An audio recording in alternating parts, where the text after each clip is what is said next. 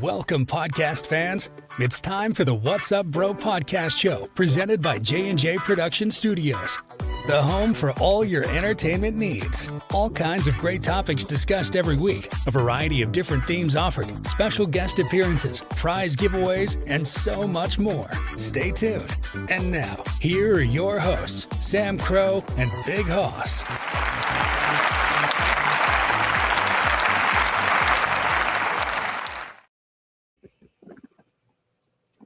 Well, hello, cheers, salutations, and happy Monday, everybody. Welcome back to another thrilling episode of the show. It is I, Sam Crow, here with Taskmaster Bill. And tonight, we have, once again, probably to nobody's surprise, because we've been rattling these out left and right. Although this is a first, if you couldn't tell, we're going to explain in a second here. But we have another great interview today. And what the first is, as far as interviews go, we've had larger shows with people on, but this is probably our largest interview to date. We have some special guests joining us. Welcome to the show, fellows. So could you please, for the audience that doesn't know us, could you please introduce yourselves? You can go one at a time. Tell us about who you are, what you're about, why you're here, and what we're talking about, in essence. All right. I'll start first. I am Andre, who they call Mo McCullough. I am the writer and producer for Brothers Till Dawn that is gaining a lot of momentum on social media. I am a community person, and I love filmmaking. I love creative storytelling, and that's how we come about. I love telling great stories and making an impact within the community. Very nice. Sean, you want to go?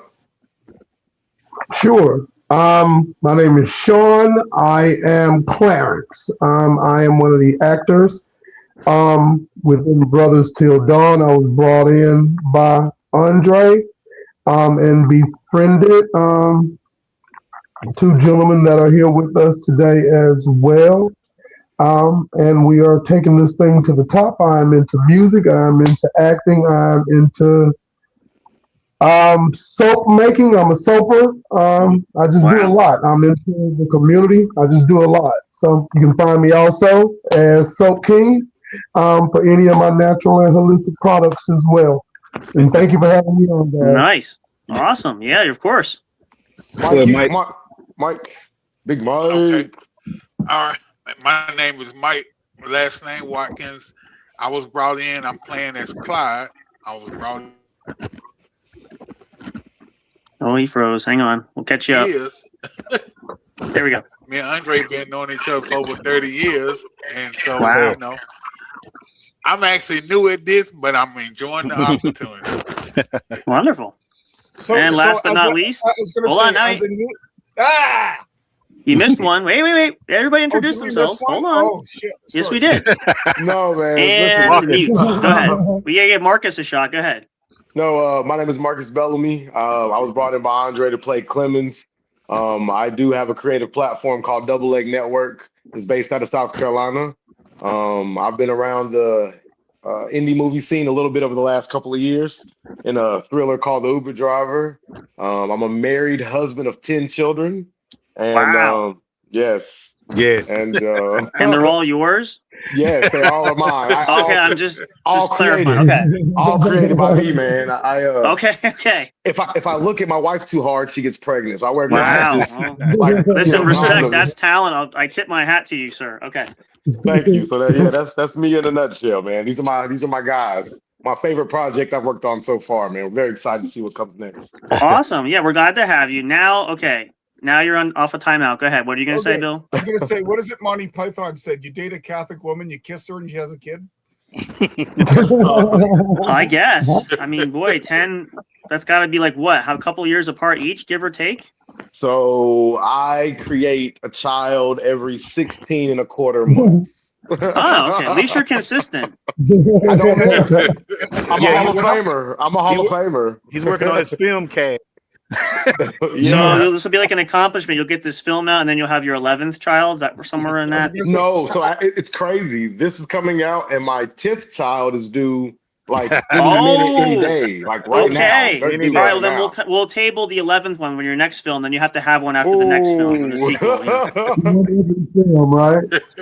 I'll make sure my wife does not see any of this or the next film. I'll take care of that. So then what we'll do is we'll kind of, again, this is a little bit different because we have obviously a bigger group here, but if we go around, I'll put this question out. You guys can, if anybody wants to volunteer to answer, if you want to give different perspectives on your answer. So with this current project, how did this all come about? How did this start?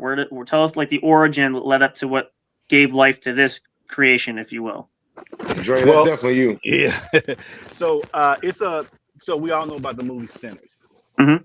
But even before the movie Sinners, I'm a big genre fan of vampire movies and werewolf movies and anything that's supernatural. So when Sinners came on, I love history, especially Black history and American history. Yep. So when that came along, it just hit me and it poured out of me, and it really was supposed to be just an audio drama. So I sat on about a year.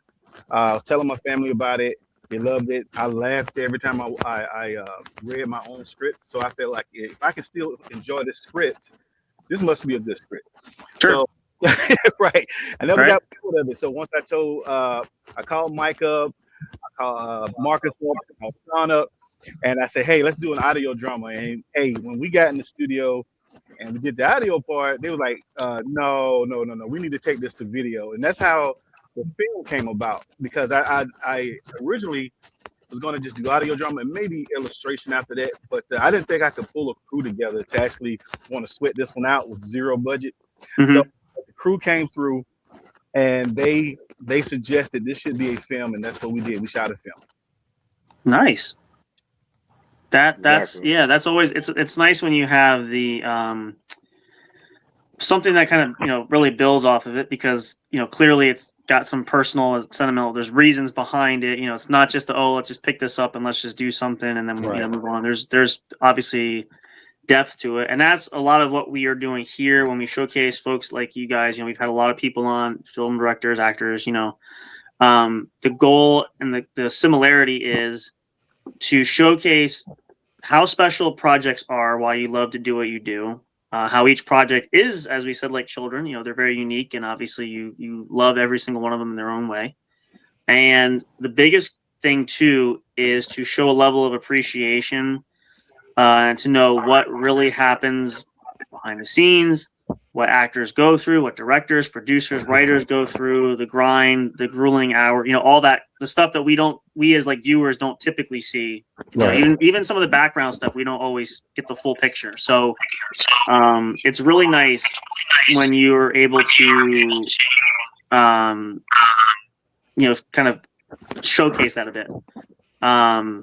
But yeah, so I'll everyone to Bill. Do you have a question you want to ask? I know he loves question asking, so I got to give him a moment here. Well, it's not that. I'm a big horror fan. I'm on a podcast called Land of the Creeps. I've been doing horror movies. I watched 400 last year. I got horror at my own.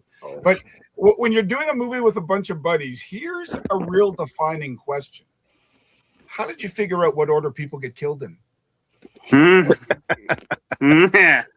So in this film, no one is killed. Oh, you gave it away. Spoiler alert! No. Yeah. I mean, it's a bit. No way, Dre. No. But we are actually working on the extension of the same film now. Wait for that. Ooh, there's no spoilers there. Everybody dies? No. Well, you know what? I take that back. No, I'll keep it quiet. We'll keep it. I mean, we can love spoilers. We want people to watch it. So yes. So is this going to be like a serial, like Tarzan used to be in the old days? Before the theater comes in, you get your B film to warm you up for the major film. Yes. Without knowing that, yes. I didn't intentionally think about doing the second part, but because the demand was so high about it, we decided to do a second part. Okay. So the second part will be extended to where it's, I think Bill said something about make it 90 minutes or something like that. Average. Yeah, 45 to 90 minutes. So yeah. That makes sense. I mean, hey, you can't give it all away up front. So in some films there's made to be sequels. We see that, you just have to make sure you do it right. We've had a few people we talked to that are kind of in the process of doing their own sequels currently. So, it's kind of nice to kind of walk that line to see the transition from the project they had, what's coming next, giving details. Again, we love to spoil, but we don't want to ruin it too much because obviously we want to leave some interpretation there. Right. I will say this. I believe Andre is creating an indie cinematic universe. I think Brothers Till Dawn is going to place you somewhere where you can get lost in your imagination and not know whether you're looking at a thriller or suspense or a history lesson, or you're not going to know. And I think what he's doing and how he's developing it, like the marketing behind, anybody could have gave a 90-minute film and put it out there and said, we hope for the best. But he gave you 8 minutes of gold and said, I bet you come back. So as the actor in this, I stand in his confidence with how he's unfolding this story about these three gentlemen. So I appreciate that from a creative standpoint. Let me add to that. I think that for me, dialogue drives everything. If you don't have, for me, dialogue has to be smart and very creative. And the storytelling itself, within the time frame we did shoot it in, mattered, because what happened was people didn't get enough. They want, hey, I want to know what happens next. Our mind is like, okay, they see one thing and like, okay, what's over the hill? What's around the corner? And I'm very glad that people saw it that way. They let me know that the writing was good and the actual storytelling when shooting the film was on point. Yeah, absolutely. I will say we are huge fans of independent film. I love independent film. They kind of cross those boundaries that big film production isn't ready to go to yet. You have a bit more freedom. Would you like some more money? Absolutely, but yes. Do what we get. You got to remember, the movie Lights Out started as an 8-minute piece as well, and it became Lights Out. So here is the question: as an independent production, how difficult is it to get your foot in the door to talk to the people that might be able to give this more distribution or a lengthening, or how do you connect with people in the industry to further yourself? Well, Dre, you want to answer that one, or then I'll start, and Marcus, you can. For me, I'll say it like this.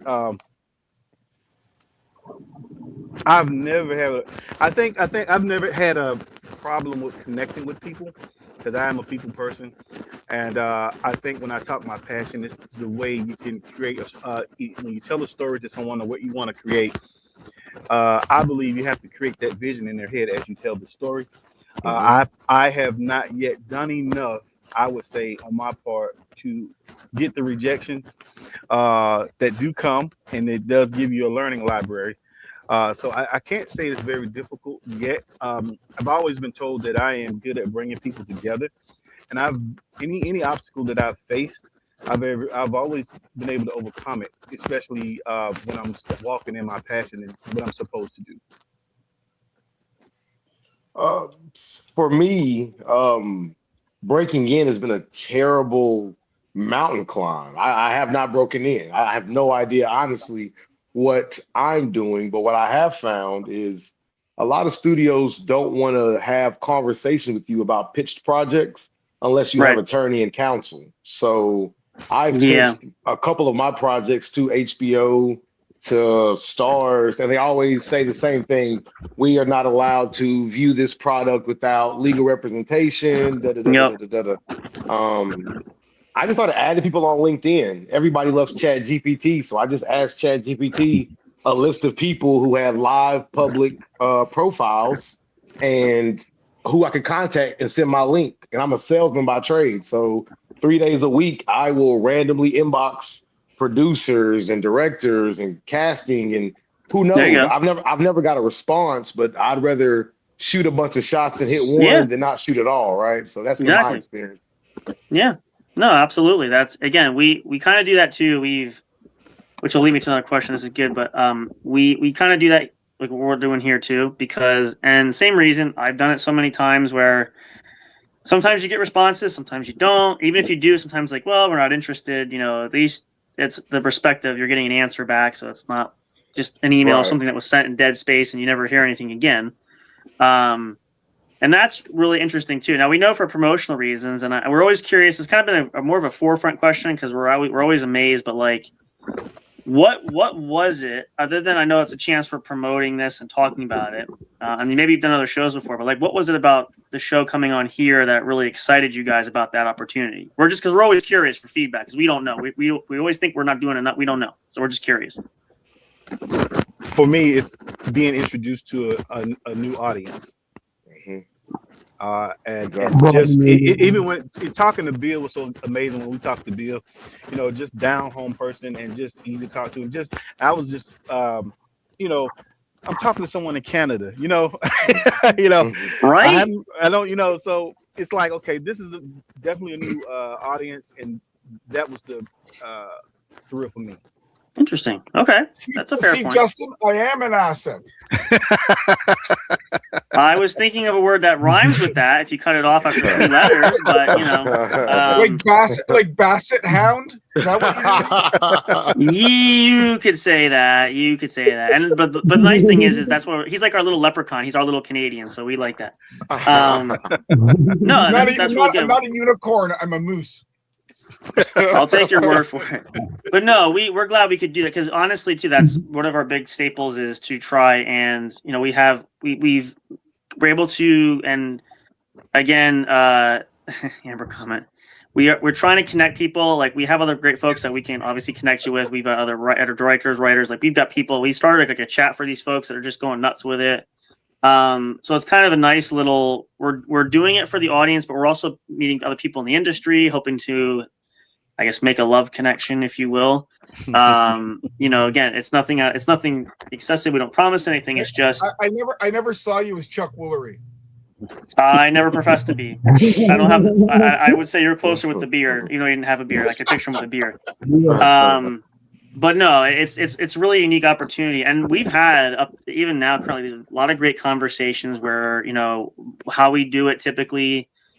We don't usually know how they're going to go. We always like to obviously ask questions about featuring what you're doing, but a lot of times, things just kind of manifest themselves, and we've had quite the assortment. I go through plenty of hours of listening to the footage from different things and watching these episodes going, that really was something. Because, somebody says one thing or another, and we've had a lot of spirited debates about things, and from technical stuff to part of the whole, 9 yards bit. But it's been a lot of fun. A lot of great people, and we're very thankful. Everybody that we've had on here has been absolutely fantastic. The nice thing is I included Marcus in the chat. I'll try to get everybody else in. We've created our own chat group of people who just deal with horror. So you're dealing with writers, behind the scenes, makeup, all the way up to special effects, producers. So, we're trying to foster that because, maybe you just want to chew the fat about your favorite werewolf movie, or you want technical help.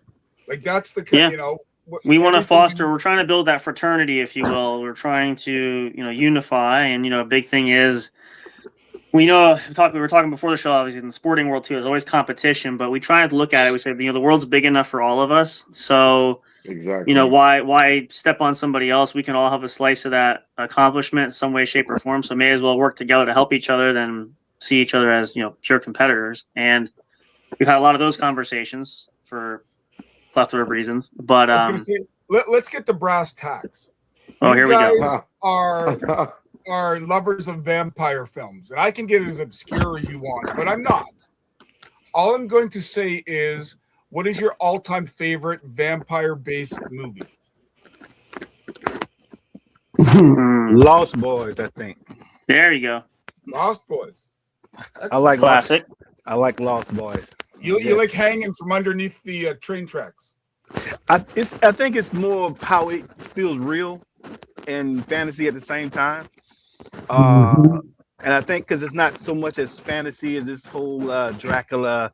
Lay it out extravagant, it's bars, something rich, just like what's the movie that was on HBO with Lafayette and I can't remember the name. It was a series. My guy, the blonde, the rock star. I can't remember it, but He's a rocker. And, is that what you're talking about? The guy, he's a rock star? Oh. No, let me. I'll quick. Are you talking about sparkly vampires? No, Not Twilight. No, we don't talk about that. Shame on. We don't That's a talk timeout about for Bill. Twilight. That's a no-no word. He's muted now. Yep, that's a no-no. We don't say that. Yeah, you got yourself in timeout. You had to say it. Now you pay the consequences. You had to say it. True Blood. True Blood. There you go. True Blood. Okay. Okay. There you go. Okay. There you go. Yeah. So if you look at like True Blood, I love that feel of the down south backwoods, just that whole thing. So that's the way I like to do things. So that's kind of how I feel about Interview with the Vampire, in a manner of speaking. I know it kind of moves around, but at least the origin. Now, one we didn't mention, I should mention this. I think there's a lot of great ones I'm a big fan of, and I don't know, they keep talking about redoing it. I love the Blade franchise. Yes. Oh, yeah. Blade too. So I don't know. Now, rumor is they may or may not redo it. I know Wesley Snipes did appear on Deadpool and Wolverine, as the character again, and they kind of poke fun at Marvel has not rebranded it yet. And I heard rumor lastly that he potentially could come back yet again, and he hasn't ruled that out. So, I mean, listen. Well, see, I thought they were going to get the guy Marsha. What's his name? Makushla. Yes, I thought they had got his done, and they were waiting for all this red tape to get finished. That's what I was hoping for. Yeah, apparently the project had died. I heard somewhere along the lines, and I don't think it's going to go out. And that's where the rumor I think started that. I don't know if the studio pulled the plug, if the whoever was producing that just for whatever reason, and apparently, according to what you hear, and I don't know how much is true, but it seems to have gotten traction that they were going to try, like Marvel's doing, because obviously they lured Hugh Jackman out of retirement to do Wolverine again, even though he wasn't going to do that. I believe the story arc is they're trying to see, and again, I don't know how true it is. According to where it's been said, it sounds like Wesley Snipes has not denied that he wouldn't mind putting the fangs back in again, even at his age now. I don't know what capacity. Would it be jet black, or would they dye? No, he went with a little more of a silver look. He's going to show a little bit of age there. I think that was. He's still human. He's still somewhat human, right? So he's half human, half right. So that makes sense. And obviously with CG and all this stuff, his age, same thing. I mean, Hugh Jackman never did his own stunts, so he could keep going until he's 90 because CGI does all this. I would love to see it. I don't know if it would be another Blade sequel, if he would be like the Secret Wars, he appears in like another Marvel film somehow. I would like to see him in a multiverse. I would like him to see him as a multiverse variant, but then I would like to see them give a nod to whoever is going to be his.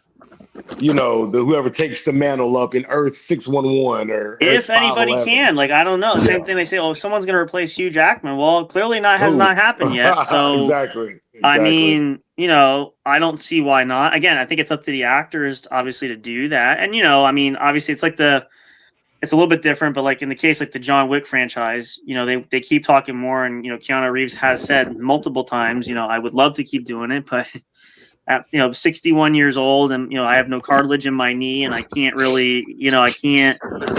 Tom Cruise, I can't. I'm getting to the age I really can't jump off of buildings anymore, and I can't because they like to do their own stunts. So it's kind of like if you're gonna do it, you do it. But can I realistically? Even Harrison Ford said after the last Indiana Jones, I'm done. I can't. I'm done. Yeah. It's a great nod, and it was a great series, but he's like, I just can't. I can't do anymore. It's just you get to that point. Exactly. Which again, it happens, and hopefully there's a lot of great ones like that, a lot of great films, and obviously Bill knows because he's super old. So I'm just I had to throw one out there. Come on, I mean, I had it there, but and actually, you bring a good question though. You're taking time away from everybody else. What is everybody else? Well, I was gonna say this is a great question. You talk about the love of that. So, what is it about the love of horror for you guys? Because obviously you have a huge love of that. What was your introduction? What really made you not only do I want to be a viewer of this, I want to make stuff in the same realm. What was it for you guys getting that love for it? For me, it was The Exorcist. Really? That was that turned my whole world upside down. I couldn't. So my dad was really big into horror movies, and I'm a 90s kid. So it's I grew up in the living room with the black leather and everything was black in your house. And when you cut the lights off, it was extra dark in there. Sure. And he put The Exorcist on VHS, or was it might have been VHS. That's the first time I seen it. VHS on DVD. And I was so like blown away by, this is based on a true story. I'm about to go lay down. Like, I don't want to.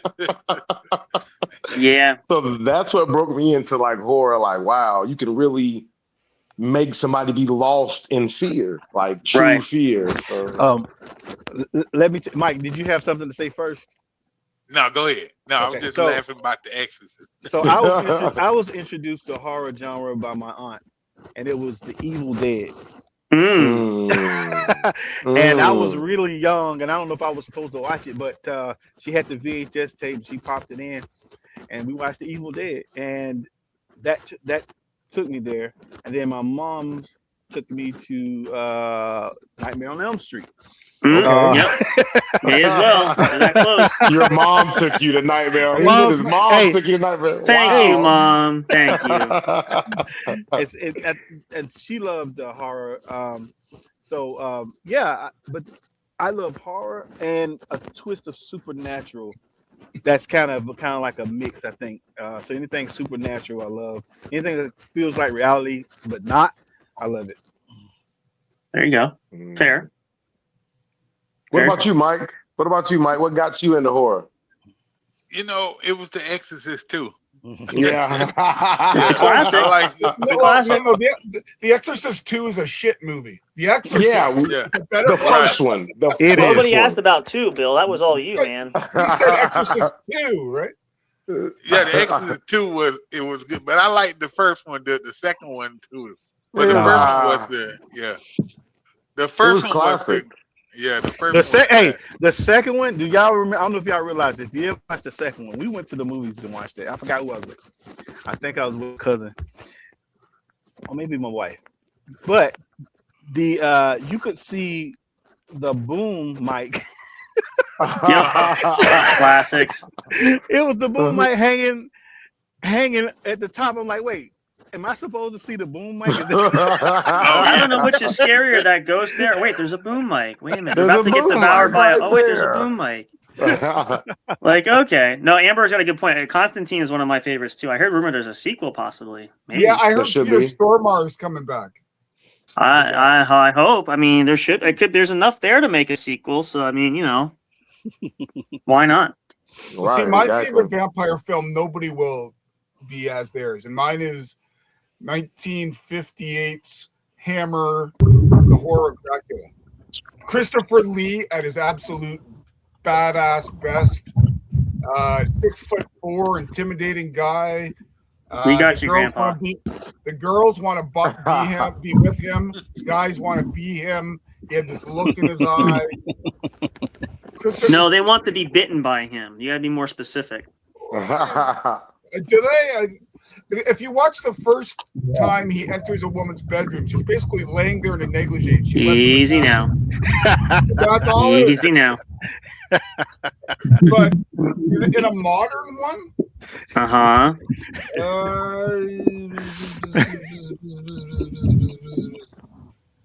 yes. There's one called Vidar the Vampire. You get all the weird ones, don't you? I think it's Norwegian. Exactly. You get all the weird ones. What's with you and the foreign films, man? He's basically laying in a analyst psychologist chair discussing why his life has gone down the toilet as being a vampire. Okay. All right. That's an interesting one. Yeah. I mean, hey, why not? I was gonna say vamp. So I was just gonna say, for me, like, this whole vampire horror film realm is new for me. I've never seen Twilight. I've never seen. You're not missing much. Well, I haven't seen Sinners. I haven't seen Twilight. I haven't seen Vamped. I'm not really into. I mean, I guess I'm more into the character than the genre itself. So Yeah, I don't know how I was chosen for Clarence, but Dre does You had this really good inexplicable job. charismatic energy, so they There, exuded it. They there just it is. drank it in, and they're like, "Oof, There it is. he's the guy." That's it. Yeah. That's Yeah, it. Dre and I have Yeah. known each other for He years. played the We've known part. each other for what, about 12? Thank you. For about 12 or 13 years, we've known each other too. Like I say, Marcus and Mike, it feels like we've known each other forever, but yeah, Long I'm time. new to them, but friends for a long time from here on out. But yeah, it's this horror film realm is even being in front of the camera. I've tried things before, but I'm more so on the other end of entertainment, like music. So Yep. this is it's not scary. I mean, I'm ready for it. I've done small things in school and, well, big things in school, and I've done some things in my adult life, but not of this magnitude. So, yeah. Hey, there you go. You I mean, got to start the- somewhere. Like I said, once thing I about- tell Bill that once you take your clothes off on a film, you get past the whole. Actors have to get through that. You get through a couple death scenes. You get through the blood and gore. You've died several times in films. You're good to go. The thing is, Yeah, in a I good feel like I've been vampire acting all my life. I got a large family, so a lot of siblings. So we There you go. play rough and we play outside. So. in a good vampire film, the soundtrack is important. So the things you do, like if you take Fright Night from 1985, For example, the music really played in. Lost yeah. Boys. You got the sexy Candy- saxophone guy. Candyman. Candyman. Jaws. Candyman. Yeah. Candyman. But I the mean, whole if you film go for out- Jaws was all Jaws. I was just going to So say. I would say, Well, I'm sorry. yeah, I look at everything scripting like that, like readings.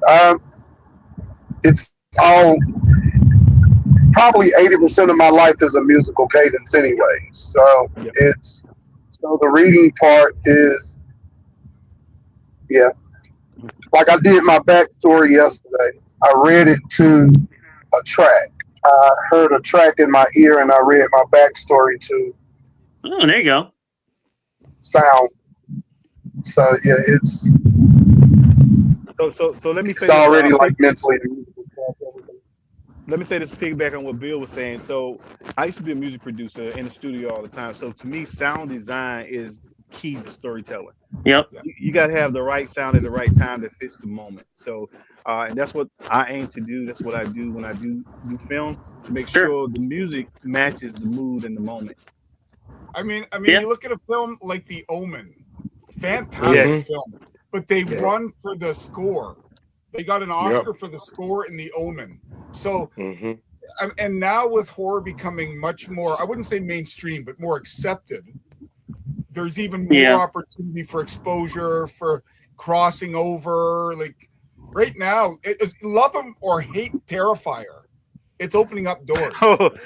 So Terrifier, I like Terrifier, but I my wife, she loves horror too. I was like, I don't know if you want to watch Terrifier. At least it's a very romantic movie to watch together. You have to do it with the lights off. Yes. I don't even want to watch it twice. I was going to say, no hanky panky that night.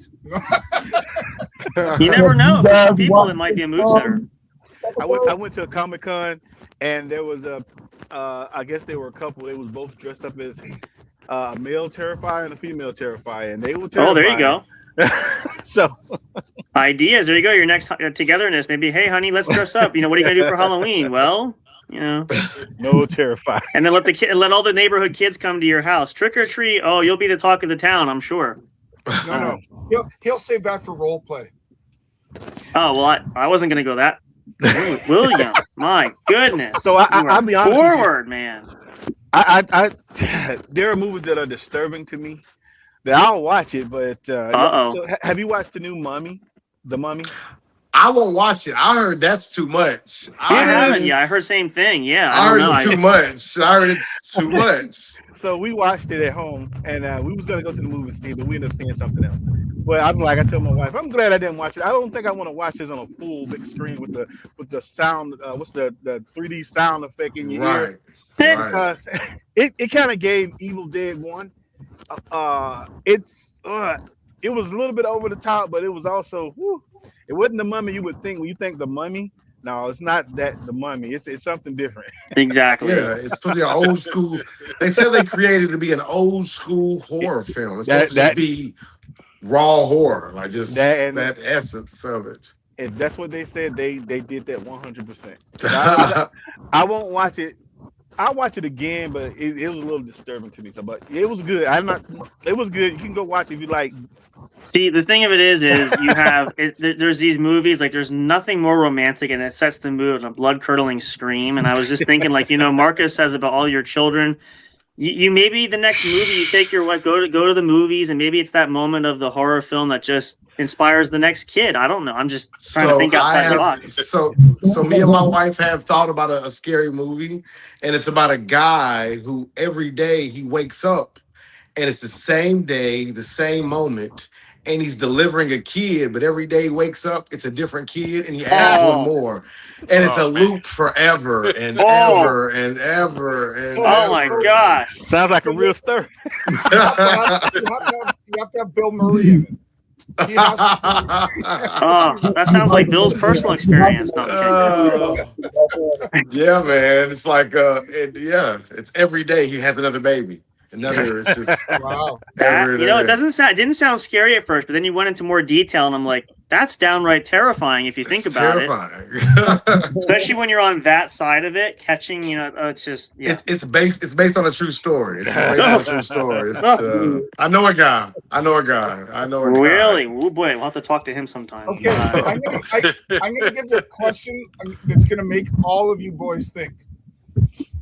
If you were to have the funds available and you were setting up your sequel to your current movie, who would you have as the lead for males? Or is it three? Is it three? Or four? It's three. Three. Who would be your three? You mean outside of the cast here? Yes, someone else. Yeah, like A-lister. You could go Hollywood big time, no budget. They don't have to be black, but they could be. They don't have to be males, but they. What do you mean by that? Are you trying to be? You can be open to interpretation. If the wait, whoa! Ghostbusters can be women, so can they. Now listen, I know you weren't talking about that. Okay, all right. If I had to pick, mine would be Damien Idris. That would be my guy. That would be who my person would be. If I had to roll myself to somebody else, that's who I would be. I would give my spot away to. Humbly. So, who was that actor that played in The Long Wall? He's a black guy. He's also played the robot in Aliens. The new Aliens. The Long Wall. Still here. I'm just at one of my gigs. He has those swole eyes. He has a very unique look. And then Marshawn. Right now. Oh yeah, I forgot his name. Now, so David Johnson. Now, if I had a white actor, it'll be Welshman. He played Dracula, and he. Welshman. Let me look. Evans. You talking about He played Dracula. He also could play Wolverine if he wanted to. You mean Gerard Butler? So the Dracula that. Oh, you talking about the one where he's trying to save his family, Dracula? Yes, the one that's trying to save his family. Luke Evans. Yes, Luke Evans. Yeah, that was a great Dracula Untold. That was a great film. Where's part 2? At the end where he says, "Oh my God." Another conversation. I heard rumor about that. I don't know if that's true. I hear they might, and he said he would do it again. So it was a good movie. It was wonderful. I saw that in the theater when it launched. It was fantastic. He could also play Wolverine. He could. Yes. Yes. But Henry Cavill had a nice cameo. If you saw the Deadpool Wolverine movie, he made that cameo. He was. I mean, we can't look past Superman though. We can never commit. That's the thing. I don't think when you do one role, that just kind of sets you for life. I mean, I know he's not doing it now, but that makes your career. I think you need to add Jack Black. No. For a horror film? That's the wrong white boy. I like Jack Black. He did a great job in the Minecraft movie. Oh yeah. But Well, what about? Oh, what about Jason Momoa? That'd be a nice pick. yes, He's pretty universal. He wants to do more villains, so maybe as a maybe. Oh, as you could bring in Morgan Freeman as the senior vampire hunter. Senior. He's 1,000 years old. Almost 90. He's 1,000 years old. Morgan Freeman, if you see this, I love you, man. I love you, man.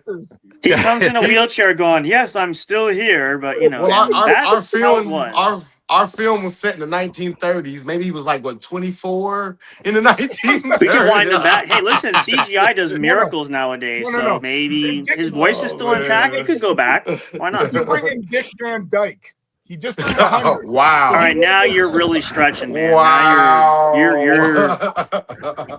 Too soon, man. You gotta, I know he wants work, but this is horror, man. He's all about comedy. He's never been in horror. Like, come on. Oh my gosh. Have you seen what's it? A spoonful of sugar makes the medicine. Mary Poppins. Mary Poppins. That's a scary movie. That's a scary movie. Her and it are in the same universe. They're in the same universe. I've heard that. They're in the Dark Tower. They're in the Dark Tower. Yeah, come on. That's wild. Now my actor is not a male. I'm going to interject it because I like the females there. Just because you definitely got to get Halle Berry in one of those films. I mean, come on. Oh yeah. Oh yeah. I mean, yeah. We have a character, Dre. You have a character for her. Oh, we have a character that she can. We have a character. Oh, you have one. Oh, please. Pay for that we'll help you plug her. Please make it happen. Yeah. Yeah. Are you going to use that in a sentence? I mean, enough said. It's Halle Berry. I mean, what are you going to? I mean, come on. Yeah. Who could resist the bite?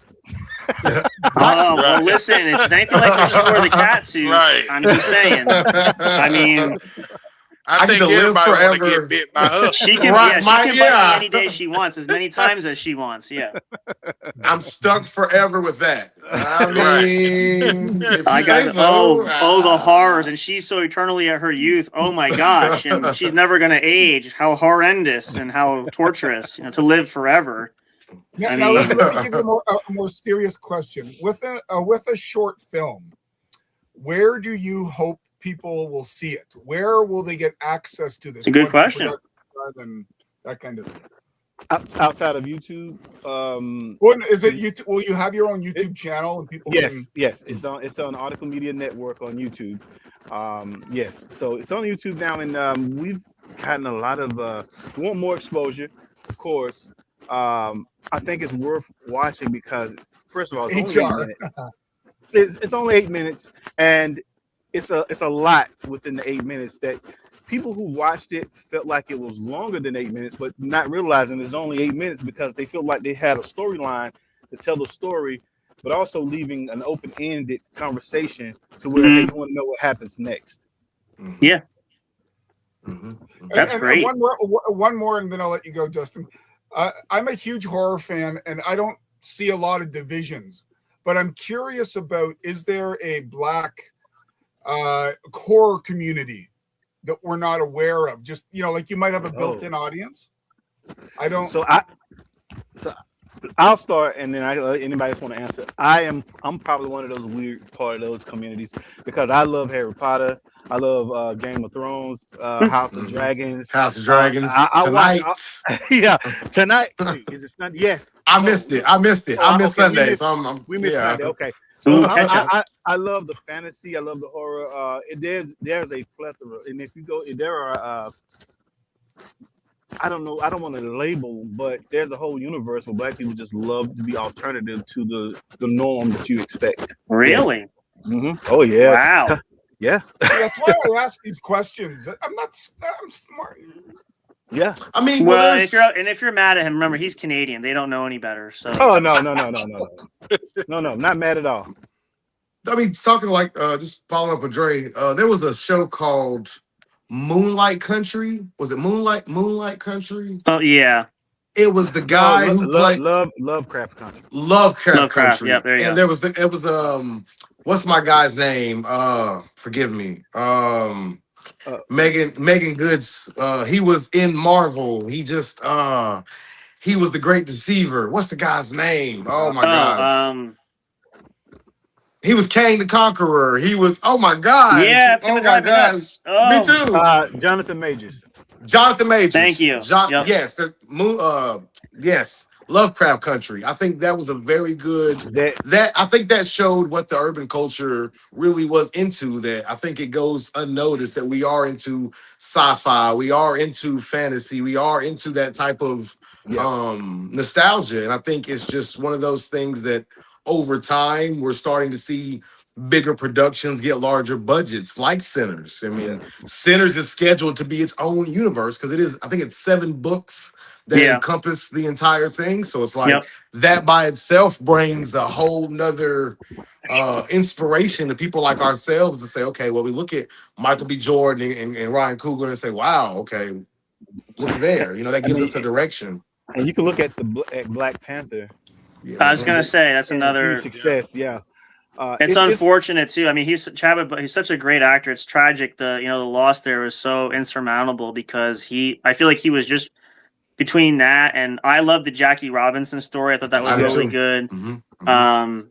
Just when you hate to see that because you're just catching your prime, and then these we don't know. Again, they're human like us. Disease really affects everybody. So, but you do see that. I do want to ask this because this is a couple of big questions that we always ask anybody involved. There is, and this is a big one. You guys can whoever wants to answer together, whatnot. But where do you maybe hope? We'll wait till Sean comes in. I want to make sure I can say this so we can catch him in. Perfect timing. So this is the big question for everybody. We wanted to wait till you got in here. Okay. So where do you guys see? Where do you hope? Not just the horror genre, but maybe from your contribution making films, where do you hope to see the film industry like down the road? Maybe for potential future audiences. And we have a lot of debate about going back to basics, classics, to CGI, the arguments, the AIs, debates about what's going to happen. Where do you see the future of the film industry as a whole? I guess put it that way. I'll start. So I think history always repeats itself. Yep. I think we're going back. I think people what they call right now. This is a term on TikTok. What they call it, slop AI or AI slop. And people are. I think because it's new and everybody's using it here and there, we're losing the traditional feel of a movie. Even with Marvel, when I watch Marvel now, your eyes. When it first came out, y'all like, oh, I can't believe that they made that happen and look that way. But now you can kind of see the fakeness. I watched Dark Crystal. You know what Dark Crystal is. Yep. I love it that they did it the puppet style, the new Dark Crystal on Netflix, because it brought back a nostalgia. Right. Everything doesn't have to be AI or CGI. Everything doesn't have to be. You can actually create what I'm trying to say. You can actually scare and do things in a way that used to be. So I feel like it'll come back around to where I don't think CGI will go away, but I think less is better because that makes you more creative and more intentional when you are trying to do something that's going to impact someone's watching your film. Okay. Yeah, that makes sense. Sean, you was going to say something? Well, yes, thank you. I was saying I think that Brothers Till Dawn is on the cusp of what's to come, like Drake, to piggyback kind of off of what Dre was saying, because now not with just AI, but with more independent producers and directors being able to freely do things now. We don't need big, huge productions. We don't need we don't need Warner Brother. We don't need Lionsgate. We don't need those type, production companies to get our point across. Yep. Absolutely. I feel like with the cast that Dre has, like I say, I don't know how he found us, but we meshed really, really good together. We formulated the idea together that the words needed to be put into visual, and we are working very hard to put the words into visual. And when you can have I don't like to say A-list, C-list, or B-list movie, but I mean, he has an A-list cast. We may be on a C-list monetary, like like money, we may have C-list monies right now, but we are A-list cast and we're bringing everything. And I think that's the way. I think like I say, I think we are the OGs opening up the cusp of what's to come to the film industry, independence, and I was gonna say I agree. I agree with Sean. I think we're in the best time to be in the indie scene because Hollywood has gotten older. Oh yeah, and that's why they keep making these remakes because nobody wants to openly admit that it's time for a new Hollywood. It's openly time. It's openly time for it. And it's like if you're an indie creator right now, you should just go for it. I thought that was your truck when I went down there, but hang on. We can hear you, Sean. Okay. I was just saying. I think now is the best time to be an indie creator because they're going to start having to outsource because they have no choice. Right. They're going to have to start reaching outside of LA, San Francisco, the Midwest. I truly believe the South is going to be on the cusp of visual arts. It's going to be your Tennessees, your South Carolinas, your North Carolinas, your Texas. Oh yeah. You're going to see more productions in a larger scale when it comes to an idea. I think we're right in the perfect spot. I think what will end up happening is the states will compete against each other with tax breaks or dividends or whatever to get people in. Because I know Georgia, Atlanta's always had a decent film industry, but I don't know that in Biloxi they have, or I don't know if they have in Charleston or what. Well, 50 Cent will actually. 50 Cent just opened one that was in Shreveport. He just put a studio in Shreveport. Yep. And Cat Williams just opened up a studio in Arkansas. Somewhere in Little Rock. Somewhere down there. He bought an old prison and is converting it into a studio. So we are starting to see people invest into the culture here because one, the property's a little bit cheaper because you're South, but two, we're an untapped resource of talent. Oh, we're almost untapped. We're just laying here, right? So I would love to see Bill in prison. Like I agree with you, Marcus. I think the independent scene is the push to Hollywood now. I don't want to see Police Academy 14.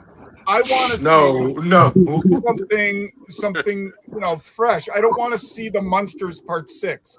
I want to see what you guys have. So and that's like the same thing like for what we're doing too. We entered the realm. We started, a lot of us started podcasting and stuff right when COVID, a pandemic happened. Obviously, everybody was trying to reconnect to the world because we were all isolated for a while. But even now, flash forward, and we always say we're not doing anything new. We're just trying to put our own stamp on it. We're trying to do our own thing. So obviously it's like filmmaking, podcasting, anything, it's not a new endeavor. People are doing it, but you want to be your own unique self with it. You want to leave your own impression. You want to make your mark, right? So, and for what you guys are doing here, same thing. I agree, same thing. This is a stepping stone there. Why can't the sky be the limit? We say the same thing. I have people tell me, why do you pursue and do this stuff? Because, we're trying to build something. A lot of us have a dream, a goal. We're trying to work together. We see the same kind of vision, which you probably see this. You're creating this kind of artwork when you make this film and everything and potential down the road. So, I think there's a bright future for that. Now, in tandem with that, if you were to give advice to actors of the future, directors, what would you tell anybody watching this that might be the future filmmaker? What piece of advice would you give them now to prepare them down the road? Give them advice, maybe how to salvage the industry, what they can do, don't do, that sort of thing. What would you say? Anybody want to go first? I'll go first. Go ahead, Mark. 25, but if anybody else asks, I got him. Hang on. I thought I'm muting myself. Okay, I got him. There we go. I got him. Just my advice. I would say be fearless. Don't be tethered or tied to anybody's idea of yourself. Be your original self. Be your own self. Be organic. Chase what you know and chase what you don't know. Eventually, you'll bump into something you like. There you go. Right. Mike, you want to put your input in there? This is all new to me, but I'm enjoying the show, and I want to see what's next to come. I mean, I really enjoy it.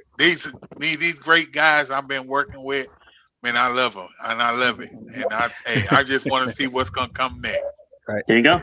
Yeah. All right. So I would say, Sean, did you want to put your input in?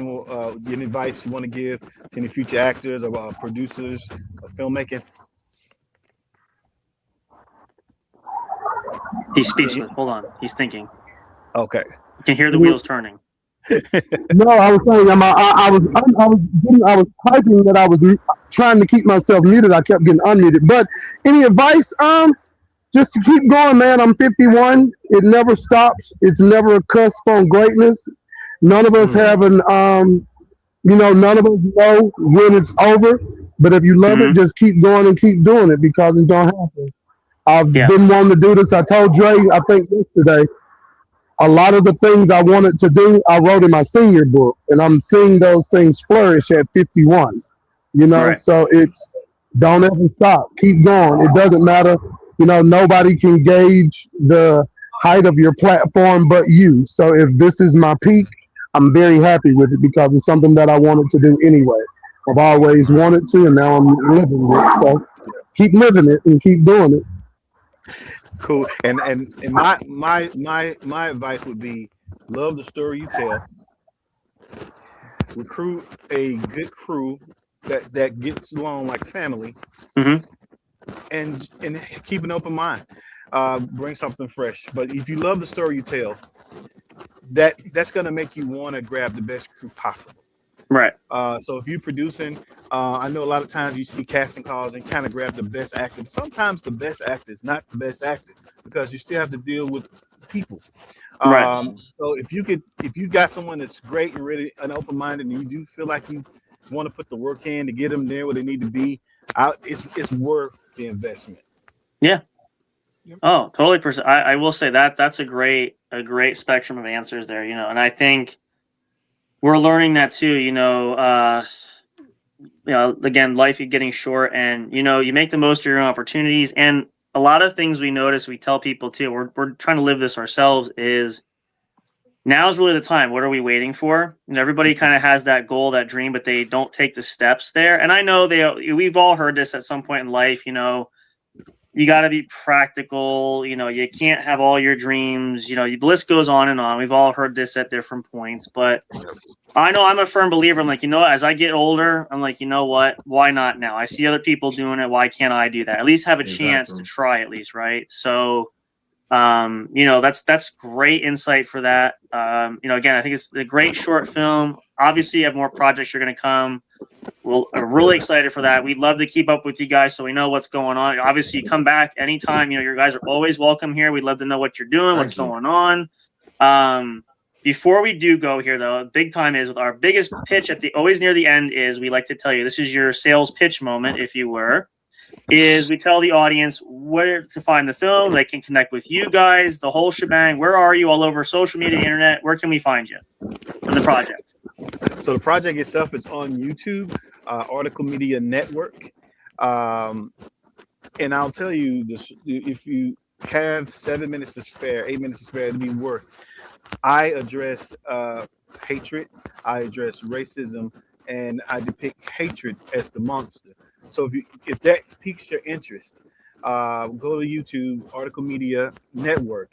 You'll find it, and you'll enjoy it. And please leave a comment because comments help us develop even a better and bigger and greater story. Absolutely. And again, well, make sure if you have any links you guys can share with us, we'll be sharing those as well. That'd be great. I think that's an awesome message. I mean, ultimately, who cares your skin color? We all bleed red, right? It doesn't make any difference. That's right. And a jerk is a jerk. A jerk is a jerk, whether they're from another part of the world or from across the street. That stuff doesn't matter.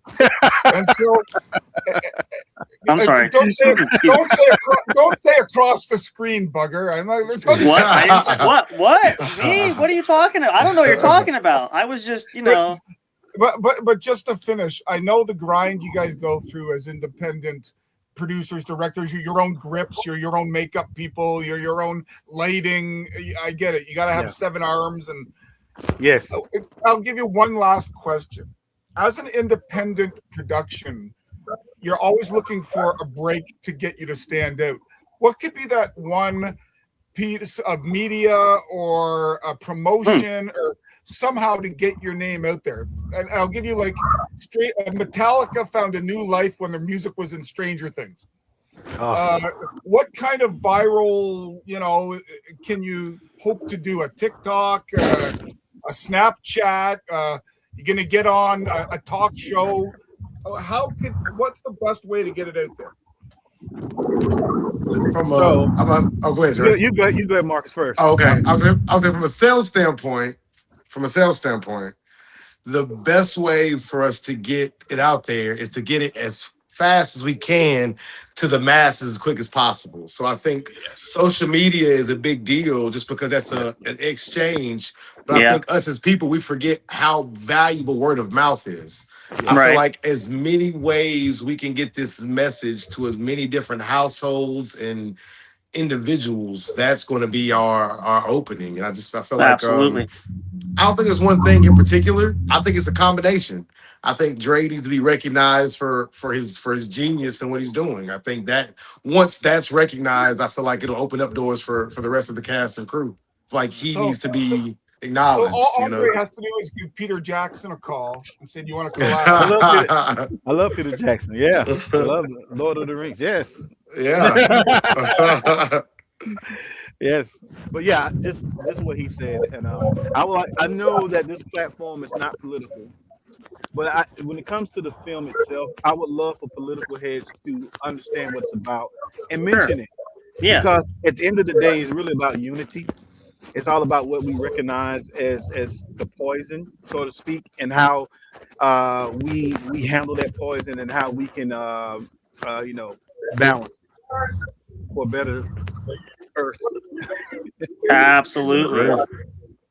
And just to give the people just a shot. I know we got some great shots. I'm going to use these later, but I pull up just one for y'all just to show this. There you go. Yes. There you go. Face to the name and name to the face.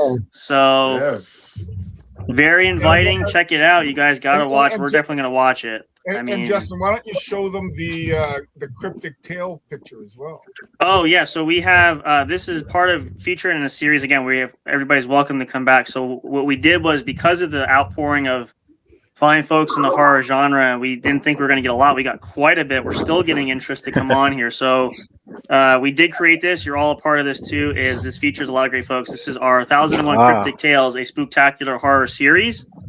And again, the main central point is to focus on fine people such as yourselves and learn about what you do behind, why you're passionate about horror, why you're passionate about acting, directing, producing, and really just what it's about to create these works of art. Because we feel like, I know horror is scary movies and stuff, but it is itself its own art form, like romance or like action, like a good novel. Horror does have its place. If you look past the blood and the gore, I mean, that's why I said for me as a horror fan, it's always not so much the bloody and goriness, it's the story behind it. It's what the message is behind it. It just brings it all full circle. So this is a great opportunity. We love to do this to showcase for you guys. And for anybody watching this, listening to this, check it out. It's going to be awesome. We are definitely going to invite the guys to come back here, but please go watch the film. Check it out there. When they win their first Oscars, I want to hear thanks to Justin and Bill. Yes. Or just tell everybody what your favorite podcast is. No pressure. Like how much you love it, hate it. Ding, ding, ding, ding, ding. You got to point to when you're rubbing elbows with Wesley Snipes. Yeah. Or I always forget. I can do this. This always helps. There we go. People can right there. There you go. Yes. Check it out. Boom. You can also like and follow everywhere. We're across social media. So if you guys want to do that as well. You can feel free to do that. But this has been incredible. We thank you guys so much for being here. We look forward to hearing more. Please keep in touch. Again, we'll try to get more of you guys. You guys can get each other into this group with the other horror fights, as we like to call them. Everybody's in there. There's a lot of great lively conversation. There's a lot of shop talk. Some guys talk about projects they're working on. It's just a great community of people. Everybody loves getting to know each other. So we can definitely plug you guys there. And anywhere else we can advertise stuff for you, we can. But we'll invite you to come back. Welcome anytime. And we appreciate you guys being here. This is the Brothers Till Dawn. You guys can check that out. Please make sure you give support there and do that. A lot of heart, a lot of time and effort put into this. And we want to give full support. Is there a Selma Hayek cameo? Can I find? Oh, now you're. Maybe the next time. Ooh, okay, we'll make a phone call. Yeah. I'm at Bill spent the budget. Bill's already spent our budget. Bill can do the budget. Yeah, there's a scene with her and Halle Berry and Selma Hayek together. We can. Oh wait, that's too much of a budget. Okay. That might be too much budget. That could be a great horror scene. I was going I'm to just say saying. that's an Indiegogo. That's what that. Hey, you never know. I mean, we could advertise it. You never know what could happen. That's Hey, if you did, you heard it here first. So just saying. Yes, sir. Well, guys, thank you so much. We'll share the link if you guys want to share this to anybody else who wasn't able to watch it. We appreciate everybody at home watching. We love you guys for being there. Again, please support these guys. Please support the project. We'll be sharing more about it. We'll have them come back. We'll share more great stories, learn about future projects. Maybe, wink, wink. We'll make sure we don't want to give too much away, but we will definitely make sure to keep you guys posted. But check it out. Brothers Till Dawn, available on YouTube, a lot of places you can check it out. You got some time to spare? We all do. You guys, everybody's watching something late night. You can give yourself 7 minutes of your time. I mean, please. I mean, it's well worth it. Well worth it. Exactly. Well worth it. Exactly. You won't be, and you're going to crave more. And if you do, leave a comment saying how much you love it and you want more. Encourage the creativity of all this. So don't be shy. But we're glad you guys could tune in. Thank you for watching there. Again, check them out. And we appreciate you guys supporting us. We hope you stay tuned for more. We got more folks coming on, just like these guys. There's plenty more to come. So make sure you're following, subscribe to the YouTube channel, and turn on that notifications bell so you know when these episodes come out, because you don't want to miss it. They've been fantastic, and they're only going to get better. So cheers, everybody. Thank you guys so much. We appreciate it, and appreciate, of course, the fans, you guys watching at home, whether you watch live or you watched us the rebroadcast. We appreciate that. Thank you so much for tuning in. We look forward to seeing you guys next time. But good night for now. Goodbye, auf Wiedersehen, and adieu. And of course, and as always, until next time, when we see each and every one of you at the show. Say goodbye, everybody. Hey, thank you. Thank you for having us. Goodbye. Thank you, y'all. Good night. Good night. Thank y'all. Thank you. Thank you for listening to the What's Up Bro show. Catch all the latest live action on your favorite podcast streaming services, including Spreaker, Spotify, iHeartRadio, and more. You can also check out episodes on the studio's official YouTube channel. Subscribe and become a member today. Don't forget to also turn on notifications so you'll know when new content is uploaded. Stay tuned and don't miss a single moment. We love and appreciate all your support. And as always, we will see you at the show.